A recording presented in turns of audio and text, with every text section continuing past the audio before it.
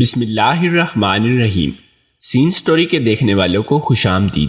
دوستو، اگر آپ نے ہمارے چینل سین سٹوری کو سبسکرائب نہیں کیا تو سبسکرائب کر لیں، شکریہ۔ میں ہسپتال میں نرس تھی۔ میرے پاس ایک بوڑھا مریض آیا جس کی کنڈیشن بہت ہی سیریس تھی۔ وہ مجھے روز کہتا، بیٹی اگر تم ایک بار ہسپتال کے تہہ خانے کا چکر لگا لو میں بچ جاؤں گا۔ اچانک میرے بہنوئی کا انتقال ہوا تو میں وہاں چلی گئی۔ 5 دن بعد ڈیوٹی پہ آئی تو وہ بوڑھا مریض انتقال کر چکا تھا۔ اس کی کہی بات مجھے یاد آئی اور میں ہسپتال کے تہہ خانے میں گئی تو میرے پیروں تلے سے زمین نکل گئی۔ مجھے کہیں بھی نوکری نہیں ملی تھی۔ 1000 کوششیں کر لیں مگر ناکام رہی۔ روز دن میں 4 جگہ تو ضرور نوکری کے لیے جاتی مگر ناکام رہتی تھی۔ میرے والد بہت پریشان تھے۔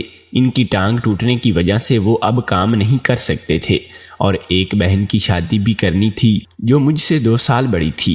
ابا جی کے ساتھ بھی فکر مند تھی کہ رشتہ ہو چکا ہے، جہیز رہتا تھا اور بنا جہیز کیسے بیٹی رخصت ہو سکتی ہے۔ اس دور میں تبھی مجھے در کی ٹھوکریں کھانی پڑ رہی تھیں۔ اللہ کرے مجھے نوکری مل جائے۔ میں ہر طرح کی محنت کرنے کو تیار ہوں، بس نوکری ملے اور بچوں کی شادی کی تیاری خیریت سے ہو جائے۔ میں اب یہی دعا کرتی رہتی تھی۔ ایک دن یوں ہی نوکری کے لیے نکلی۔ نہ ملنے پر تھک ہار کر شام کے وقت سڑک کنارے بیٹھ گئی۔ پیدل چلتے چلتے پاؤں تھک چکے تھے، ایک قدم چلنا محال تھا۔ مجھے ابھی چند پل گزرے ہی تھے کہ مجھے ایک پل کے لیے یوں لگا جیسے ساتھ کوئی بیٹھا ہو۔ نظر گھما کر دیکھا تو ایک بوڑھا آدمی بیٹھا مجھے ہی دیکھ رہا تھا۔ میں ایک دم اٹھ کھڑی ہوئی اور پھر 2 قدم دوڑ کر کھڑی ہو گئی۔ دیکھنے لگی، نہ جانے کیوں مجھے گھبراہٹ ہونے لگی تھی۔ تبھی دوبارہ چلنے لگی۔ اب میرے چلنے میں قدرے تیزی تھی۔ مجھے لگا کہ میں کافی دور نکل آئی ہوں، اس لیے آہستہ چلنے لگی۔ تبھی دوبارہ وہی شخص میرے پاس آ گیا، بالکل میرے سامنے۔ کون ہو تم؟ میں نے ڈرتے ہوئے پوچھا تو اس نے مجھے کہا کہ پریشان مت ہو، میں تمہاری مدد کرنا چاہتا ہوں۔ اس کے کہنے پر میں نے ناسمجھی سے اسے دیکھا، بھلا وہ میری کیا مدد کر سکتا تھا جسے میں جانتی تک نہیں تھی اور نہ وہ مجھے، مگر مجھے کیا خبر تھی وہ شخص میرے بارے میں کیا جانتا تھا۔ میں نے پوچھا، میری کس طرح مدد کریں گے؟ تو اس کی بات سن کر میں خوش ہو گئی۔ کیا سچ میں خوشی سے پوچھا۔ ہاں، میں یہ کروں گا، اس نے مسکراتے ہوئے کہا اور پھر ایک ایڈریس دیا، کل یہاں چلی آنا، تمہارا کام ہو جائے گا۔ اس نے جاتے ہوئے کہا۔ میں خوشی گھر کی طرف روانہ ہوئی۔ میرے قدموں میں خوشی سے ہی ایک جان سی آ گئی۔ کچھ دیر پہلے جو چلنے سے انکار کر رہے تھے اب وہ قدم دوڑنے کو تیار تھے۔ میں نے گھر جاتے ہی پہلے والد صاحب کو خوشی کی خبر دی۔ ابا جی، میں انہیں خوشی سے پکارتی ان کے کمرے میں گئی۔ کیا ہوا میری بچی؟ انہوں نے مجھے دیکھتے ہوئے پوچھا۔ ابا جی، مجھے نوکری مل گئی ہے، میں نے خوشی سے کہا تو وہ بھی خوش ہو گئے۔ سچ بیٹا؟ کہاں، کس جگہ؟ ان کے سوال پر میری خوشی یکدم جاگ کی طرح بیٹھ گئی۔ باجی بھی وہیں آ گئی۔ وہ بھی پوچھنے لگی کہ یہ تو میں نے پوچھا ہی نہیں تھا اس بزرگ سے اور نہ انہوں نے بتایا۔ میں یہ سوچنے لگی کہ کیا کام ہوگا۔ تبھی ابا جی نے دوبارہ پوچھا، پتہ نہیں ابا کیا کام ہے؟ میں نے یہ نہیں پوچھا۔ مجھے ایک بوڑھا شخص ملا تھا، اس نے ایک جگہ کا پتہ دیا ہے کہ وہاں سے نوکری مل جائے گی۔ میں خوشی میں پوچھ ہی نہ سکی کہ کیا کام ہے۔ میں نے تفصیلاً جواب دیا۔ وہ کچھ دیر کے لیے خاموش ہو گئے۔ اچھا، دھیان سے جانا، زمانہ ٹھیک نہیں ہے۔ ابا جی کے کہنے پر میں نے اس بات میں سر ہلایا اور کھانا بنانے لگی۔ میری والدہ کچھ سال پہلے انتقال کر گئی تھیں۔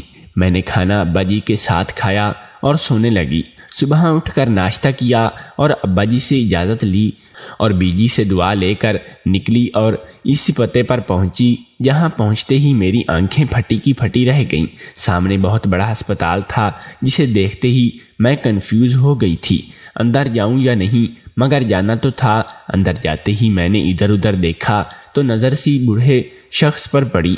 وہ کچھ ہی دور ایک کرسی پر بیٹھا تھا۔ میں اس کے قریب گئی اور اسے مخاطب کیا تو وہ مجھے دیکھ کر چونک گیا اور یوں کھڑا ہوا جیسے میرا ہی انتظار کر رہا ہو۔ چلو آؤ بات کروا دوں، وہ مجھے لیے ایک طرف چل دیا۔ میں مسلسل وہاں کے ماحول کا جائزہ لے رہی تھی۔ جب وہ مجھے لے کر ایک کمرے میں گیا، وہاں ایک ڈاکٹر نے مجھ سے کچھ سوال کیے اور مجھے نوکری مل گئی۔ مجھے یقین نہیں ہو رہا تھا کہ مجھے اتنی آسانی سے نوکری کیسے مل گئی، مگر میں نہیں جانتی تھی میں کس کھائی میں دھکیل دی گئی ہوں۔ مجھے کیا خبر تھی کہ میں جس پر شکر ادا کر رہی ہوں وہ نعمت نہیں، وہ تو عنقریب میرے لیے زحمت بننے والی تھی۔ میں نے نوکری شروع کر دی۔ والد بہت خوش تھے، اب دن قدرے آسان ہونے لگے تھے۔ ابا جی دوائیں اور کھانا وقت پر انہیں ملنے لگا، وہ کچھ بہتر ہونے لگے اور باجی بھی کے لیے جہیز بھی تیار ہونے لگا۔ میں بہت خوش تھی، مجھے نوکری مل جانے کی خوشی تھی، مگر کہیں نہ کہیں ایک بے سکونی رہنے لگی تھی۔ مجھے ہسپتال سے ایک عجیب سی وحشت ہوتی تھی، کیونکہ مجھے نہیں پتا تھا کہ کچھ ہی وقت میں قرضہ اٹھا کر باجی کی شادی کر دی۔ ابا جی نے اب مجھے ہر مہینے اس قرضے کی قسط ادا کرنی تھی، جس کے لیے میں اب زیادہ محنت کرنی پڑتی تھی تاکہ کبھی ابا پر بات نہ آئے۔ میں اس دن دوائیں لے کر ڈاکٹر کے کمرے کی طرف جا رہی تھی۔ مجھے ایک لیڈی ڈاکٹر نے کہا تھا کہ میں وہ دوائیں چیک کروا کر مریض کو دوں، اس لیے میں میل ڈاکٹر کے آفس جا رہی تھی۔ جب اچانک ایک آفس کے عنقریب گزرتے وقت میرے ہاتھ سے ٹرے گر گئی اور تمام دوائیں زمین پر گر گئیں۔ میں نے جلدی سے دوبارہ اٹھانی شروع کی۔ میرا دل ڈر کے مارے کانپنے لگا تھا۔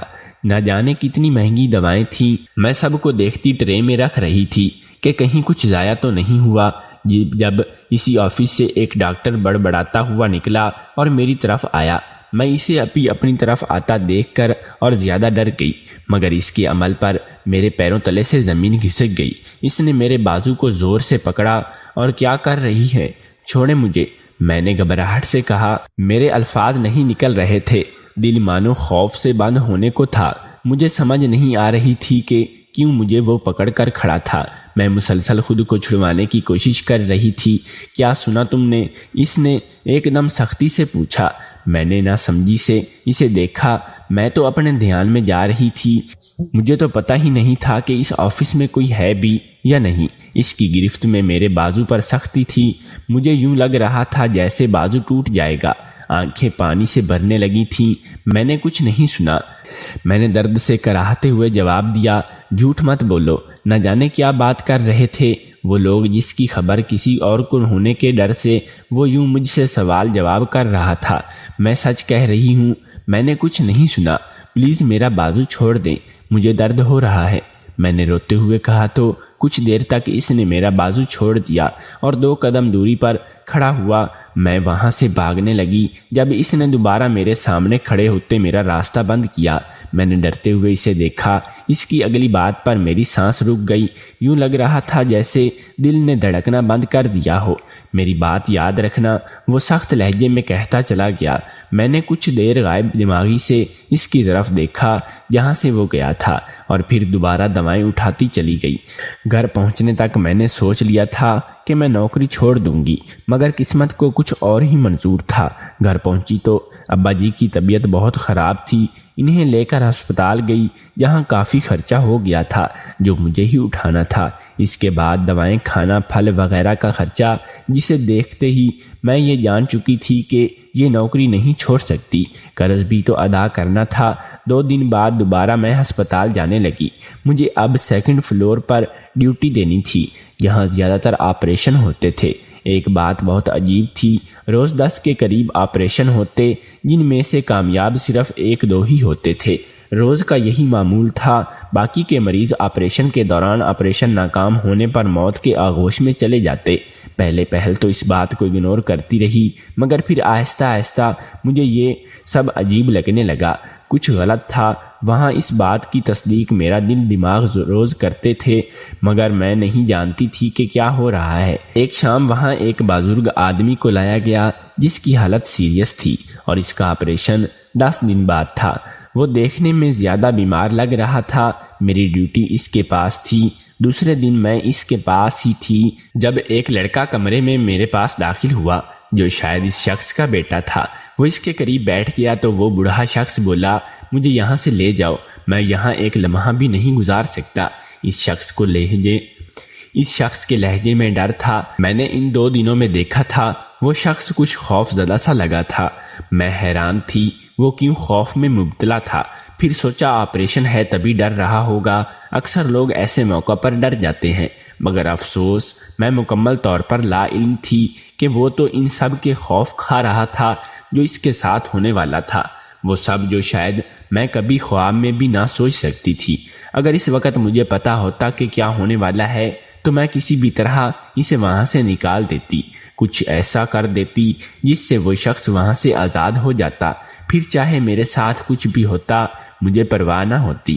اس کی بات سن کر وہ لڑکا کچھ دیر خاموش رہا۔ بابا آپ کیوں ایسا کر رہے ہیں؟ برائے مہربانی ایسا نہ کریں، میرے لیے مشکلات پیدا کر کے آپ کو کیا ملے گا؟ وہ لڑکا بولا تو اس کے لہجے میں تھکن واضح تھی، جیسے وہ کافی تھک چکا ہو اس شخص کی باتیں سن کر۔ دیکھو بیٹا، مجھے کہیں اور لے جاؤ، بس یہاں مت رکھو۔ وہ شخص ایک بار پھر بولا، بابا بس کر دیں، اب دوبارہ یہ بات مت کریں، میں اب چلتا ہوں۔ وہ غصے سے کہتا ہوا چلا گیا۔ میں نے افسوس سے اسے جاتے دیکھا۔ جو ماں باپ ہمیں اس وقت سنبھالتے ہیں جب ہم اپنی مرضی سے ہل بھی نہیں سکتے اور نہ کچھ کھا پی سکتے ہیں، اور یہاں تک کہ ہم تو یہ بتانے سے قاصر ہوتے ہیں کہ ہمیں کس چیز کی ضرورت ہے، وہ ہمیں اس وقت سنبھالتے ہیں جب ہم دنیا سے لا علم ہوتے ہیں اور ہم ان کی ذرا سی بات پر برداشت نہیں کر پاتے اور ان کی چھوٹی سی بات پر غصہ کرتے ہیں، جھڑک دیتے ہیں، ان کے دکھ پر انہیں تسلی نہیں دیتے۔ افسوس ہے کہ ہم پر میں انہیں دیکھتے سوچا اور ان کے پاس کھڑی ہو گئی۔ چچا آپ اداس کیوں ہیں؟ میں نے یوں ہی پوچھ لیا کہ شاید یہ جان سکوں کہ وہ کیوں وہاں سے جانا چاہتے ہیں۔ ایسا کیا ہے جس سے وہ خوف زدہ ہیں؟ بیٹا تم مجھے یہاں سے نکلوا دو، انہوں نے منت آمیز لہجے میں کہا۔ میں ایسا کیسے کر سکتی ہوں؟ میں نے انہیں دیکھتے ہوئے پوچھا۔ بیٹا میں مر جاؤں گا۔ وہ جیسے رو دینے کو تھے۔ مجھے حیرت ہو رہی تھی، بھلا کوئی شخص کیوں اپنا علاج نہیں کروانا چاہتا، مگر اس وقت مجھے کیا پتا تھا کہ وہاں علاج نہیں ہوتا۔ آپ اتنا ڈر کیوں رہے ہیں؟ کیا ہوا ہے جس سے آپ کو ڈر لگ رہا ہے؟ میں نے الجھتے ہوئے پوچھا۔ مجھے لگ رہا تھا کہ سب کچھ سر کے اوپر سے گزر رہا ہو، لیکن ان کی اگلی بات پر مجھے شدید جھٹکا لگا۔ میں نے آنکھیں پوری کھول کر انہیں دیکھا، وہ ہوش میں ہے یا نہیں، مگر وہ پورے ہوش میں تھے۔ مجھے وہم نہیں ہوا تھا۔ تم تہہ خانے میں جا کر دیکھ آؤ، تمہیں پتہ چل جائے گا کہ انہوں نے ہاتھ جوڑ دیے۔ میں بڑبڑا گئی، ارے چچا آپ ہاتھ کیوں جوڑتے ہیں؟ میں ایسا نہ کریں، آپ مجھ سے بڑے ہیں۔ میں نے ان کے ہاتھ پکڑتے کہا، جاؤ جا کر دیکھو تہہ خانے میں ایک بار بیٹی، اگر تم ایک بار تہہ خانے کا چکر لگا لو تو میں بچ جاؤں گا۔ پھر وہی کہا گیا کہ میں نے کچھ جواب نہیں دیا، خاموشی سے وہاں سے نکل گئی۔ میرا رخ نرس وارڈ کی طرف تھا۔ کہاں جا رہی ہو تم؟ ایک ڈاکٹر نے مجھے پکار کر پوچھا۔ میں انہیں جواب دیتی، وہ اپنی کہنے لگی، جاؤ یہ ادویات فرسٹ فلور پر موجود روم نمبر 104 میں لے کر جاؤ۔ مریض کو انہوں نے وہ دوائیں مجھے زبردستی پکڑا دی، کہا کہ مجھے نہ چاہتے ہوئے بھی وہاں جانا پڑا۔ میں دوائیں دے کر لوٹ رہی تھی جب اچانک نظر پیچھے کی طرف جاتے راستے پر پڑی۔ تبھی میرے ذہن پر اس بوڑھے شخص کی باتیں رقص کرنے لگیں کہ میں نے سوچا جا کر دیکھتی ہوں وہاں کیا ہے، مگر نہیں، میں کیسے جا سکتی ہوں وہاں جہاں کے بارے میں مجھے کچھ علم ہی نہیں تھا۔ یہی سوچ کر میں پلٹ گئی۔ اگلے دن بھی یہی ہوا۔ وہ بوڑھا شخص پھر مجھے کہنے لگا کہ تہہ خانے میں جا کر دیکھو ورنہ میں مر جاؤں گا۔ اگر تم چاہتی ہو کہ میں زندہ رہوں تو ایک چکر تہہ خانے کا لگا لو۔ میں اب پریشان ہونے لگی تھی۔ وہ روز مجھے یہی کہتا اور میری منت کرتا تھا کہ میں اسے نظر انداز کر رہی تھی، جو میری غلطی تھی اور آگے جا کر یہی غلطی پچھتاوا بن جانی تھی۔ انہی دنوں اچانک میرے بہنوئی کی وفات ہو گئی اور مجھے وہاں جانا پڑا۔ دکھ چھوٹا نہیں تھا جو سہنا تھا۔ باجی کو سنبھالنا بہت مشکل تھا۔ اس مشکل کے باوجود میں 5ویں دن ہسپتال دوبارہ گئی تو کسی خیال کے تحت سیدھا اسی کمرے میں گئی جہاں وہ مریض تھا، مگر اب وہاں کوئی اور موجود تھا۔ میں نے ساتھی نرس سے پوچھا، اس نے بتایا کہ اس کا انتقال ہو چکا ہے۔ وہ بہت دکھی ہو گئی۔ تبھی میرے ذہن میں اس کی باتیں گردش کرنے لگیں۔ میں تہہ خانے میں جانے کا سوچا۔ ایسا کیا تھا وہاں جہاں جانے کے لیے اس مریض کی حالت بہتر ہو سکتی تھی، زندگی بچ سکتی تھی؟ مجھے یہ پتہ لگوانا تھا۔ میں نے تہہ خانے میں جانے کا فیصلہ کیا اور اسی طرح چل دی، مگر بدقسمتی ایک بار پھر ڈاکٹر نے ٹوک دیا اور دوائیں کسی مریض کو دینے کو کہا۔ میں ان کا کام کرنے لگی، مگر ذہن پر بار بار وہاں جانے کا خیال ضرور آ رہا تھا، مگر افسوس میری مصروفیات پھر بڑھ چکی تھیں اور 2 دن یوں ہی گزر گئے۔ میں نے اس دن یہ طے کیا تھا کہ کچھ بھی ہو ضرور تہہ خانے میں جانا ہے، اس لیے جاتے ہی پہلے میں نے وہاں جانے کا رخ کیا۔ میرے قدم نہ جانے کیوں خوف سے کانپ رہے تھے، میرا دل مجھے واپسی پر اکسا رہا تھا۔ ایسا کیا تھا وہاں جہاں جانے سے دل ہی انکار کر رہا تھا؟ میں نے سیڑھیوں پر قدم رکھا ہی تھا کہ پیچھے سے اپنے نام کی پکار سنی۔ مجھے لگا سانس رک گئی ہے۔ میں نے پلٹ کر دیکھا، وہاں ایک نرس کھڑی تھی۔ کیا کر رہی ہو یہاں؟ اس نے ناسمجھی سے پوچھا۔ میں نے اسے کہا کہ جواب دیتی ہوں مجھے یہی سمجھ نہیں آ رہا تھا بولوں کیا، کہاں جا رہی تھی؟ اس نے دوبارہ پوچھا۔ وہ میں ڈاکٹر کو ڈھونڈ رہی تھی، میں نے جلدی سے کہا۔ اچھا، کس ڈاکٹر کو؟ نہ جانے وہ اتنے سوال کیوں کر رہی تھی؟ اس کی نظریں عجیب طرح کی میرے چہرے پر تھیں۔ وہ مجھے یوں دیکھ رہی تھی جیسے پتہ لگا رہی ہو کہ میں نے نظریں پھیر کر ایک نام لیا تو وہ میرے قریب آئی۔ وہ ڈاکٹر دوسرے فلور پر ہے اور تم یہاں دوبارہ مت آنا، یہاں آنا تمہارے لیے ٹھیک نہیں ہے، امید ہے سمجھ گئی ہوگی۔ اس کی بات مجھے سمجھ تو نہیں آئی، مگر پھر بھی اس بات میں سر ہلاتے ہوئے میں وہاں سے پلٹ گئی۔ پھر ایک دفعہ وہاں جانے کی کوشش کی لیکن ناکام رہی۔ ایک رات کام زیادہ ہونے پر مجھے دیر ہو گئی۔ میں واپسی کے لیے نکلی ہی تھی جب میری نظر اسی راستے پر گئی جو تہہ خانے میں جاتا تھا۔ میں نے سوچا اس وقت وہاں کون آئے گا تو ابھی جا کر دیکھ لیتی ہوں کہ کیا ہے، جس سے اس بوڑھے مریض کی جان بچنی تھی۔ میں نے وہاں جاتے ہوئے اس آس پاس دیکھا، کوئی نہیں تھا تو جلدی سے وہاں گئی۔ آہستہ آہستہ چلتے چلتے میری پوری کوشش تھی کہ قدموں کی آواز نہ ہو۔ وہاں سیڑھیاں ختم ہونے پر ایک دروازہ تھا۔ میں نے جیسے ہی ہینڈل پر ہاتھ رکھا تھا جب اندر سے آتی آوازیں سن کر رک گئی۔ کوئی بات کر رہا تھا مگر مجھے سمجھ نہیں آ رہی تھی، اس لیے میں نے دروازے سے کان لگائے۔ اب کچھ ٹھیک سنائی دے رہا تھا۔ جیسے جیسے میں وہ سب سن رہی تھی مجھے لگ رہا تھا کہ قدموں سے جان نکل رہی ہو۔ میرے لیے قدموں پر کھڑا ہونا مشکل ہو رہا تھا۔ تب ان میں سے ایک نے جانے کا کہا تو میں جلدی سے وہاں اندھیرے میں چھپ گئی تو وہ نکل گیا۔ ابھی میں سوچ رہی تھی کہ کیا کروں، کیسے اتنے بھیانک سچ سے پردہ اٹھاؤں، تبھی وہ دوسرا شخص بھی نکل گیا، مگر اس کا چہرہ دیکھ کر میں نے اپنے منہ پر ہاتھ رکھا کہیں چیخ نہ نکل جائے۔ لوگ کتنے چہرے رکھتے ہیں، اتنے معصوم اور اچھے دکھنے والے لوگ اندر سے کتنے برے اور خطرناک ہوتے ہیں۔ وہ کب کا وہاں سے جا چکا تھا۔ میں نے اٹھ کر اندر جانا چاہا، دروازے پر ہاتھ رکھتے ہی وہ کھل گیا۔ شاید وہ لاک کرنا بھول گئے تھے۔ اندر جاتے ہی وہ کھل گیا۔ اندر داخل ہوتے ہی پیروں تلے سے زمین کھسک گئی۔ وہاں وہ سب دیکھ کر یقین نہیں ہو رہا تھا کہ لوگوں سے سنا تھا کہ ایسا بھی ہوتا ہے، مگر یقین نہیں ہوتا تھا کہ انسان اس حد تک گر سکتا ہے، انسانیت ہی بھلا کر یہ بھی کر سکتا ہے۔ میں نے بہت مشکل سے خود کو سنبھالا اور وہاں سے نکل کر موبائل میرے پاس نہیں تھا جس سے ثبوت کے طور پر تصویر لے سکتی تھی۔ وہاں لڑکھڑاتے ہوئے میں ہسپتال سے نکل کر اب روڈ پر چل رہی تھی۔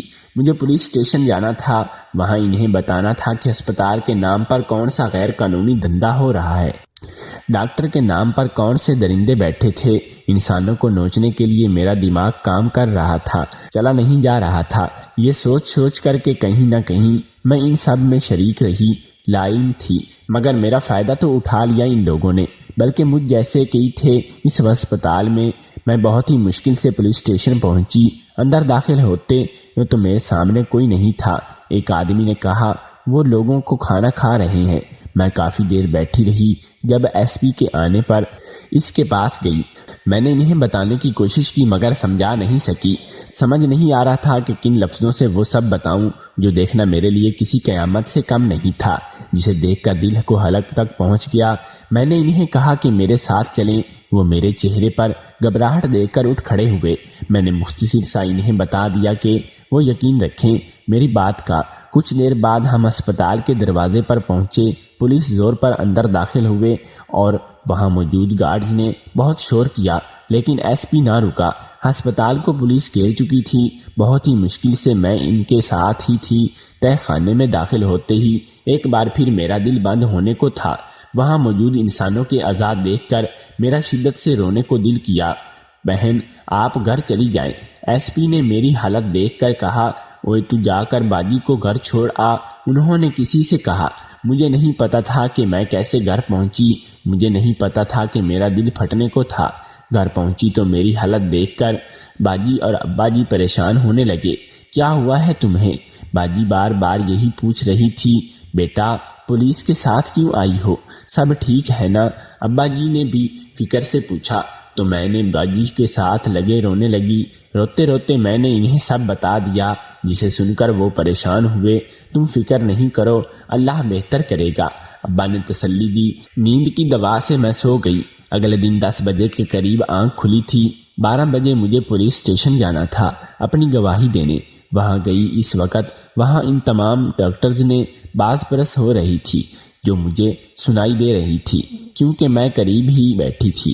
بقول اس کے ہسپتال شروع کے دنوں میں اچھا جاتا رہا، مگر آیا اس نے ایک ایک کر کے تمام ڈاکٹر کو اپنی ٹیم میں لیا، اور پھر اس دن میں بعد سیکنڈ فلور پر جہاں بوڑھے مریضوں کے لیے آپریشن ہوتے تھے، انہیں آپریشن کے دوران وہاں سے خفیہ دروازے کے ذریعے تہہ خانے میں لے جایا جاتا اور وہاں ان کے اعضاء نکال کر رکھتے، پھر وہیں سے دوبارہ آپریشن روم میں لے جاتے، اور ان میں سے کچھ کا آپریشن ایمانداری سے ہوتا تاکہ کسی کو شک نہ ہو۔ اس سب سے ڈاکٹرز کو بہت فائدہ ہوا، جس سے یہ کاروبار بن گیا تھا۔ مریضوں کے جسم کے حصوں کو دوسرے ملک میں سمگلنگ ہونے کی لگی تھی، کسی کو ہم سب پر شک نہیں تھا، اسی لیے ہم خوش تھے۔ ایمانداری سے کام کرنے کو اب دل نہیں کرتا تھا۔ ڈاکٹر اور بھی کچھ کہہ رہا تھا، مگر میں وہاں سے اٹھ کر واپس آ گئی۔ پورے راستے میرے ذہن میں اگر ہسپتال میں یہ سب ہوتا ہے تو مریض علاج کہاں سے کروائیں گے، اور کیا گزرتی ہوگی ان مریضوں کے گھر والوں پر، ان کے دلوں پر جن کے علم ہی نہیں تھا کہ ان کے اپنوں کو علاج کے نام پر قتل کیا جا رہا ہے۔ نہ جانے کیسے کر لیتے ہیں لوگ یہ سب، کیا ان کا دل نہیں کانپتا؟